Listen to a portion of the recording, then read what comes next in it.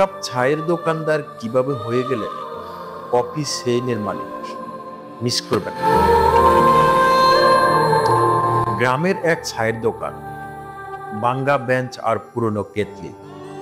আজ তার নাম দেশের সেরা কফি চেইনের মালিক হিসাবে সবার মুখে মুখে।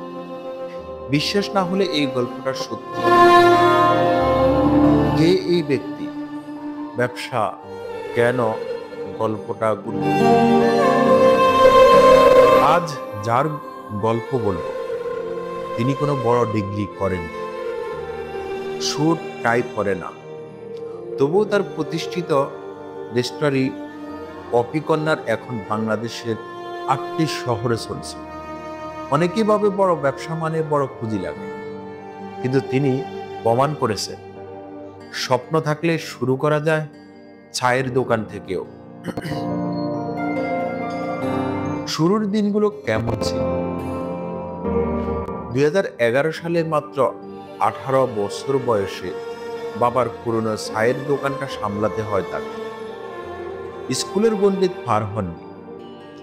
দোকানে দিনে ২০০ থেকে ৩০০ টাকা বিক্রি।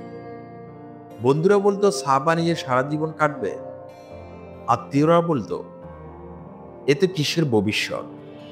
তবে তার চোখে ছিল অন্য স্বপ্ন, চা না কফি।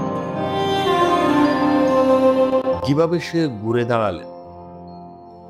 একদিন এক বিদেশি পর্যটক এসে বলে, ক্যাফে কোথায় পাবে? তখন মাথায় বাজে বিদ্যুৎ।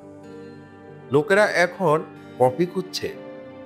তিনি শুরু করলেন নিজে কফি বানানো শেখা। ইউটিউব দেখে টেস্ট করে। দোকানের এক পাশে একটা ছোট এসপ্রেসো মেশিন বসালেন। লোকেরা চমকে উঠল। চায়ের দোকানে কফি, কিন্তু এখান থেকে শুরু। মানুষ লাইন ধরতে লাগলো। এখন কি অবস্থায় আছে? মাত্র ৩ বছরের মধ্যে তিনি খুললেন একম ক্যাফে বেঞ্চ, নাম দিলেন রেস্টুরেন্ট কফি কর্নার। বর্তমানে তার ১২টার মধ্যে স্থায়ী কর্মী আছে, প্রতিদিন গড়ে ১,০০০ কাস্টমার। মাসিক টার্নওভার ৩৫ লাখ টাকার মতো। দেশ ছাড়িয়ে এখন ফ্র্যাঞ্চাইজিং এর অফার পাচ্ছেন মালয়েশিয়া ও দুবাই থেকে। আপনি কি শিখবেন? আপনি যদি ভাবেন আমার কিছু নেই, তাহলে এই ভিডিওটি আপনার জন্য। কারণ সে তো কিছু না নিয়ে শুরু করেছিল। আজ সে বলছে ভালো কফির চেয়ে বেশি দামি হচ্ছে সাহস আর ফ্যাশন।